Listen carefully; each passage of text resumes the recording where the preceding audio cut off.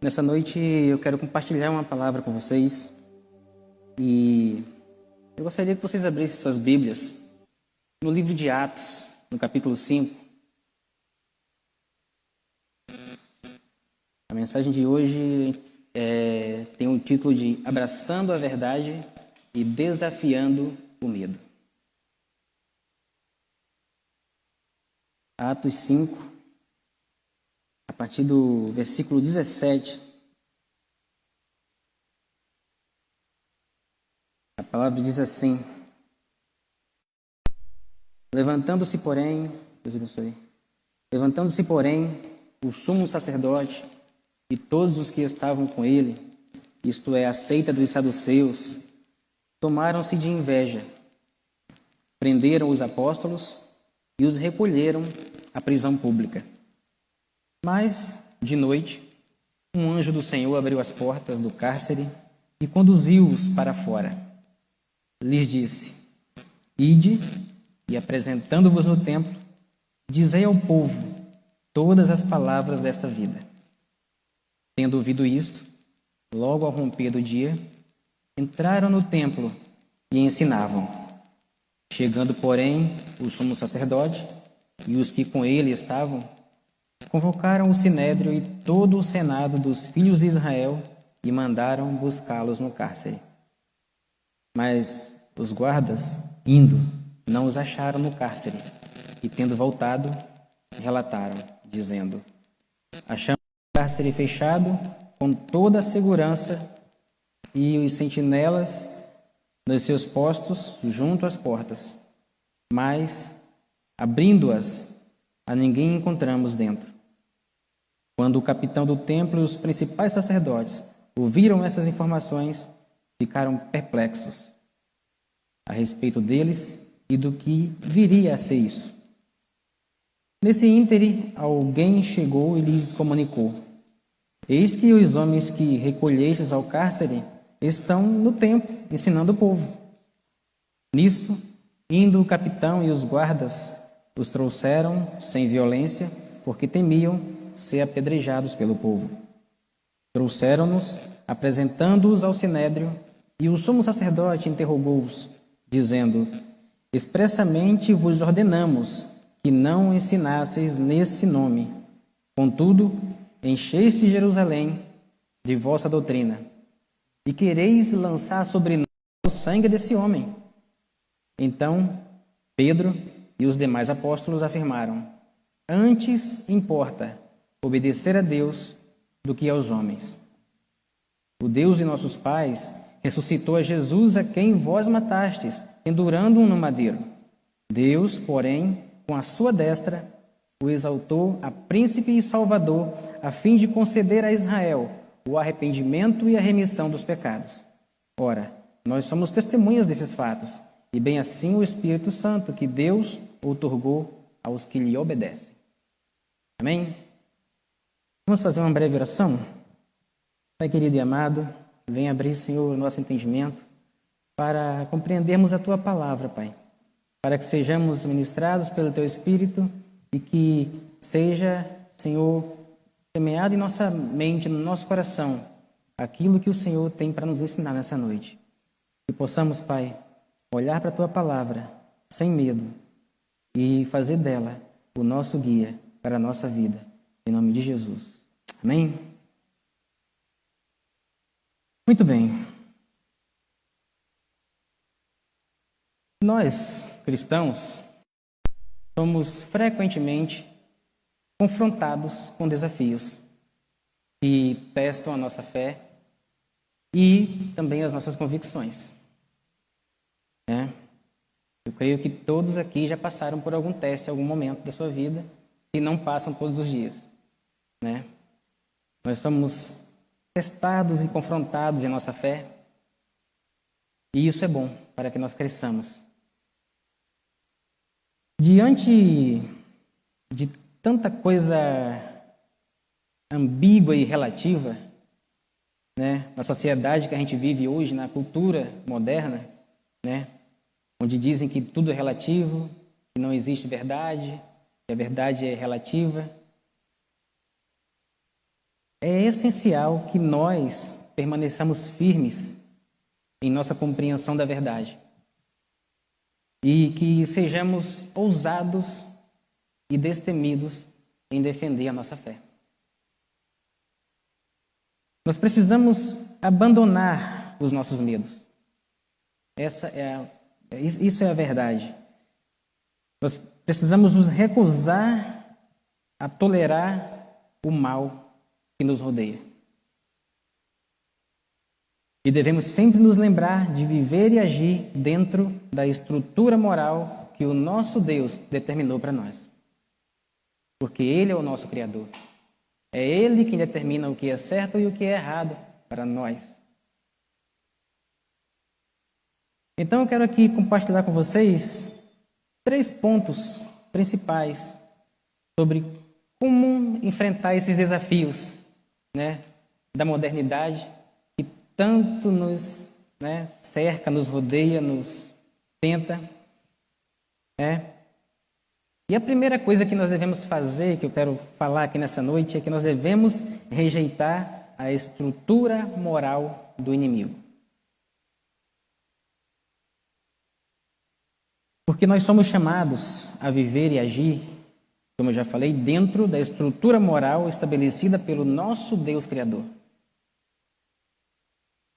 Então é crucial entender que essa estrutura, ela contrasta, ela vai de encontro fortemente com os padrões superficiais e relativos do mundo. Embora o mundo possa promover uma estrutura moral, mas é uma estrutura que se curva à opinião popular, nós somos ordenados a discernir e aderir à verdade de Deus que não muda. Então nós devemos abraçar essa perspectiva, porque é ela que nos permite abandonar o medo de ir contra as normas sociais que vão contra a verdade de Deus. E quando a gente abraça essa perspectiva da verdade, e nós abandonamos o medo, nós podemos proclamar a palavra de Deus com coragem.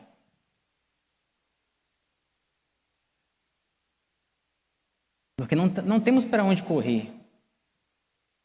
Todo momento nós somos colocados diante de uma esquina onde nós temos que escolher se vamos para a direita ou para a esquerda. E eu não estou falando de política. Não é verdade? Então, no cerne da estrutura moral cristã está a crença em um Deus pessoal. Um Deus amoroso e um Deus justo que criou o universo e tudo que nele há. Então, grave bem isso. Deus é um ser pessoal, amoroso e justo. Mesmo que o mundo diga o contrário, ele continua sendo Deus, amoroso, justo e imutável. Para nós, Deus é a fonte máxima da autoridade moral, cuja vontade é revelada nas Escrituras Sagradas. E Jesus ele falou sobre isso. Ele deixou bem claro isso. Em uma certa ocasião ele falou com os fariseus, com os doutores da lei, ele falou: olha, vocês examinam as Escrituras porque julgam ter nelas a vida eterna.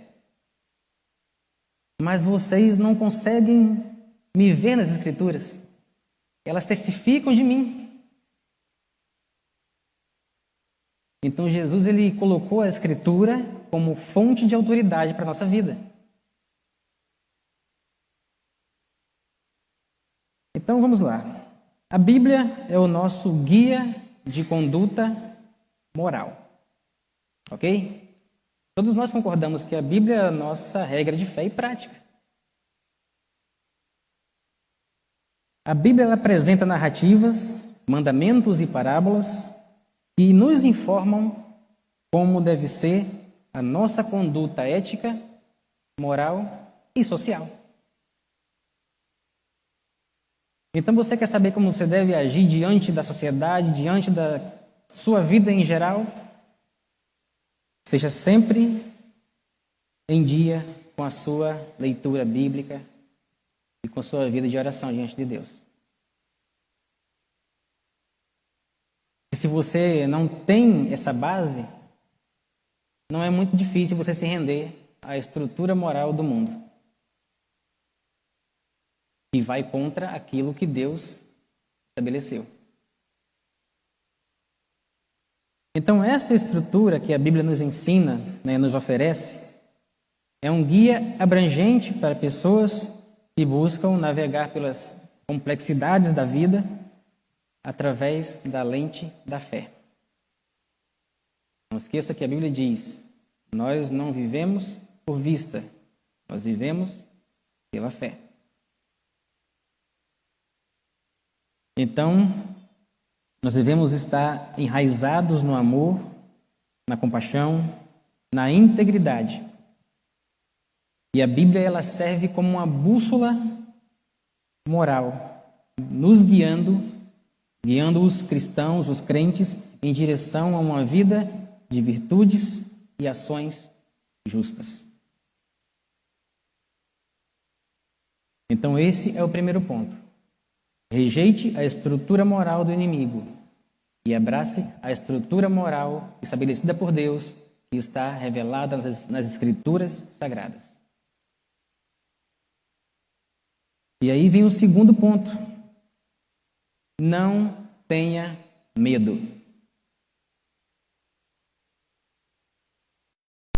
Você já deve ter ouvido falar que na Bíblia nós temos a frase "não temas" repetida 365 vezes, né?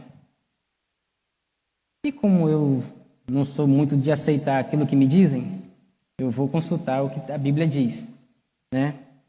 E eu fiz uma pesquisa dentro da Bíblia e vi que não são 365 vezes.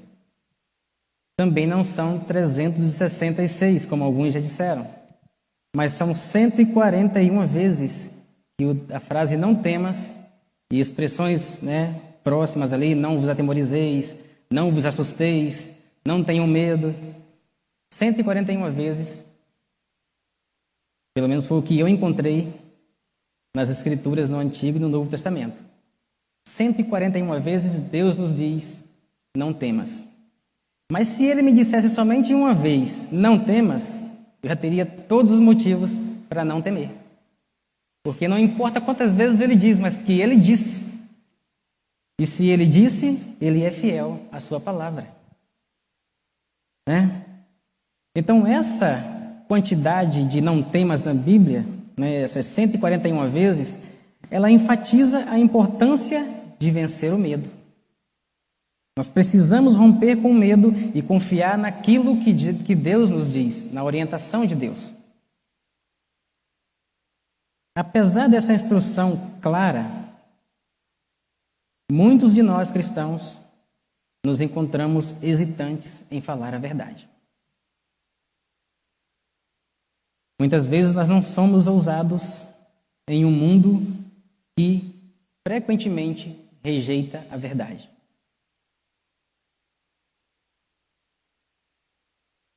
Quando eu abraço a certeza da presença e das promessas de Deus na minha vida, eu posso superar o medo e eu compartilho a palavra de Deus com confiança. Então, eu não posso ter medo, eu não posso hesitar diante das oportunidades que aparecem na minha frente para falar de Jesus, para falar a verdade, para confrontar o pecado, para confrontar o erro. Nesse trecho que a gente leu aqui no livro de Atos, a igreja primitiva demonstrou coragem e convicção. E eles estavam diante de uma oposição tremenda. Eles estavam diante das autoridades daquele lugar, daquela cidade, daquele país, daquela nação.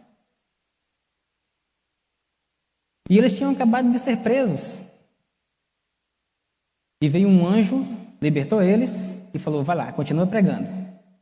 E eles foram lá: vamos pregar, vamos falar de Jesus, vamos falar da palavra. Aí daqui a pouco chegam os guardas de novo: ó, vocês estão presos de novo. Já avisamos que vocês não podem fazer isso. E qual a resposta que eles dão para aquelas autoridades? Antes importa obedecer a Deus do que aos homens. Eles não tiveram medo. Eles não precisaram perder o respeito pelas autoridades, não precisaram, fazer um protesto nas ruas. Eles simplesmente se posicionaram e falaram: nós estamos do lado daquilo que é a verdade. Nós estamos do lado de Deus e não abrimos mão de falar aquilo que foi confiado a nós, a verdade. E é essa ousadia e é essa posição, esse posicionamento que nós devemos ter hoje também. A palavra de Deus, ela está acima de todas as coisas na nossa vida. Porque a palavra, ela é o próprio Deus.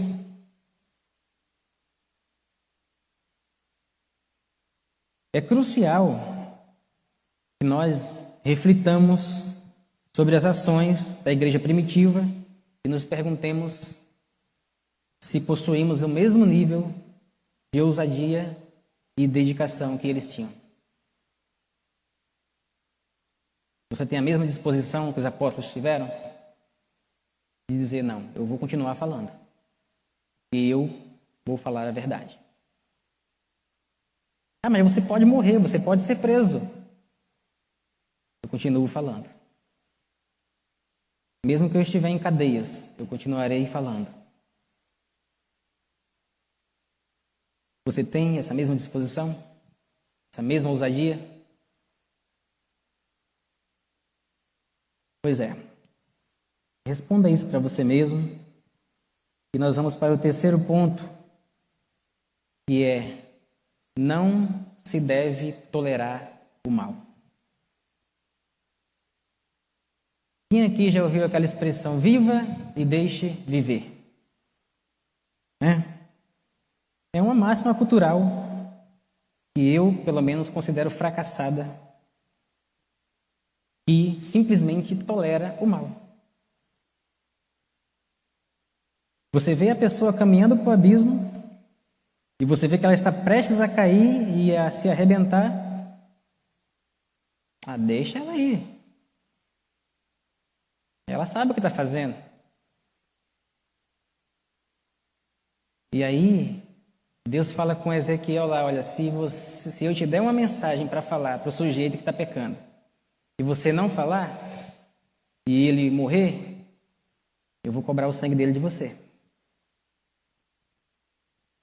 Agora, se você falar para ele, e ele não se arrepender, e mesmo assim ele morrer, aí é problema dele. Mas essa de viva e deixe viver, não é por aí não. A máxima cultural popular de vive e deixe viver pode parecer atraente na superfície, mas ela falha em reconhecer o poder destrutivo do mal. Tolerar e coexistir com o mal só serve para corroer o próprio tecido da sociedade, da cultura, da família, do Estado e da nação. Quanto mais a gente vai tolerando o mal, a gente vê a sociedade se destruindo, as pessoas se afundando no pecado. Porque a gente vai fazendo vista grossa e vai deixando para lá e vai normalizando o negócio e deixa acontecer. Não podemos nos dar ao luxo de fazer vista grossa para as forças que buscam minar os princípios de Deus. Em vez disso, nós devemos nos posicionar e confrontar o mal com ousadia e com a verdade. O mal, ele abrange uma ampla gama de ações. São atitudes, sistemas que se opõem à natureza de Deus e minam o bem-estar dos indivíduos e das comunidades. Aí você vê de atos de violência e injustiças até o engano, a opressão. O mal ele se manifesta de várias formas. E nós, como cristãos, reconhecemos que o mal não é meramente um conceito abstrato, mas é uma força real que busca destruir, dividir e corromper. Jesus falou que o diabo ele veio para matar, roubar e destruir. E como é que ele faz isso? Através do mal.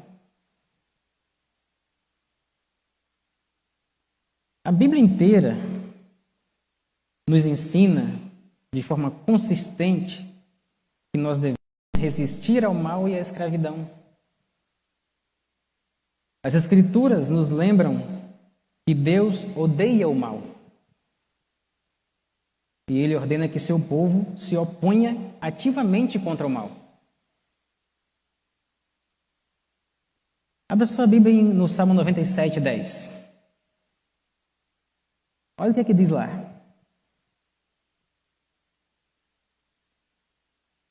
Salmo 97, 10. Rapidamente.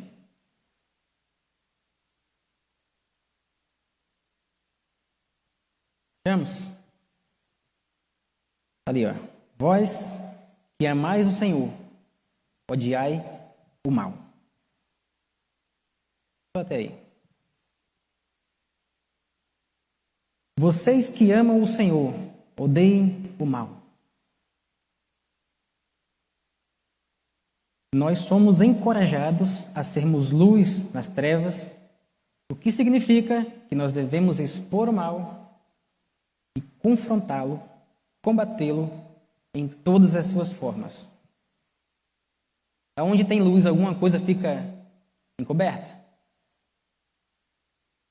Se você é luz, onde você estiver, você vai ter que confrontar o mal. Né? Não tem para onde correr. Então, para concluir, nós não podemos fazer essas coisas que nós citamos aqui, resistir ao mal, confrontar o mal, combater o mal, se nós tivermos medo de falar a verdade. E nós temos que falar a verdade com ousadia.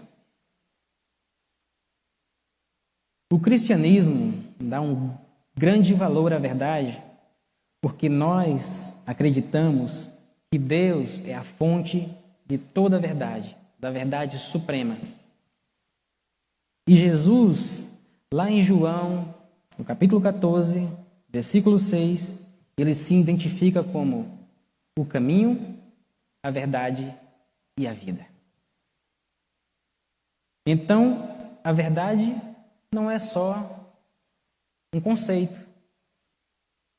A verdade é uma pessoa, se chama Jesus.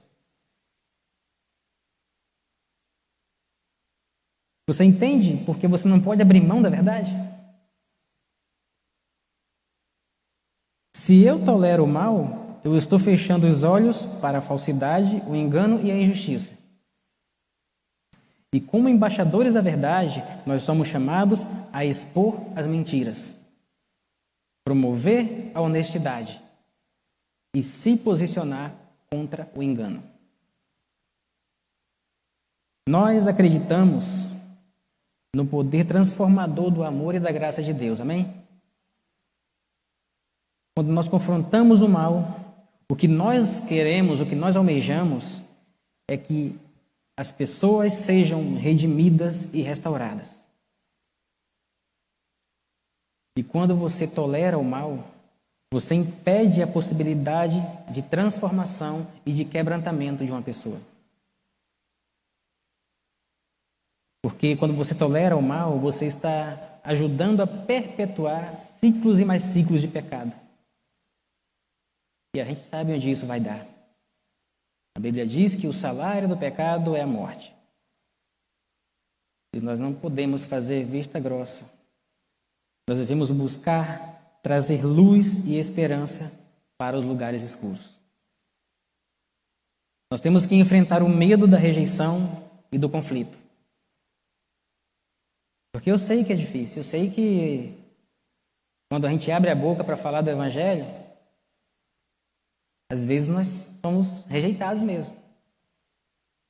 As pessoas acham que a gente está querendo, entrar em contenda com elas, e não é isso.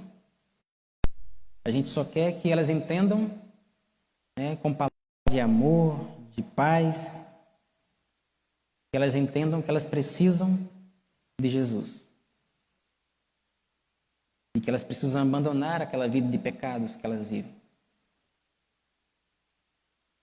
Não podemos deixar de proclamar a verdade com ousadia.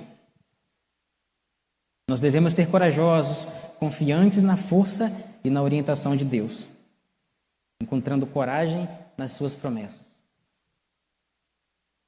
O apóstolo Paulo, que enfrentou inúmeros desafios enquanto falava a verdade, nos deu o seguinte ensinamento em 2 Timóteo 1,7. Porque Deus não nos deu o espírito de covardia, mas de poder, de amor e de autocontrole.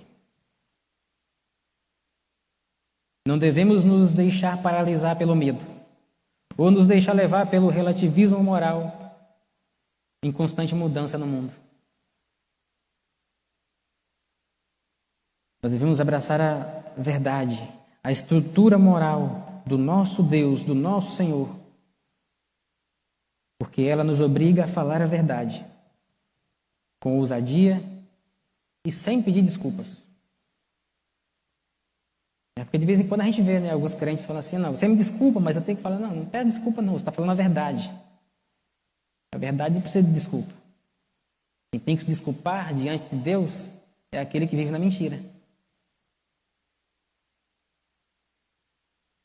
Ao nos inspirarmos na igreja primitiva, conforme nós lemos aqui no livro de Atos, e reconhecermos as consequências prejudiciais de se tolerar o mal, nós podemos encorajar uns aos outros a tomar medidas ousadas.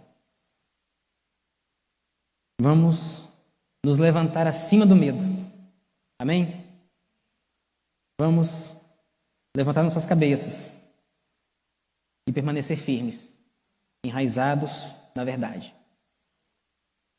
Vamos impactar o mundo com a fé verdadeira, com o amor, com a convicção inabaláveis de que nós fomos chamados a fazer, a defender a verdade, custe o que custar. E aquele que for fiel até o fim herdará a coroa da vida e a vida eterna. Amém? Que Deus nos abençoe e que essa palavra possa encontrar um terreno fértil nos nossos corações e que nós possamos realmente abandonar o medo e agir e viver com ousadia nesse mundo que está cada dia menor para nós. Porque o caminho é estreito e nós temos um alvo. Nosso alvo é Cristo e nós estamos com Ele até o fim. Amém?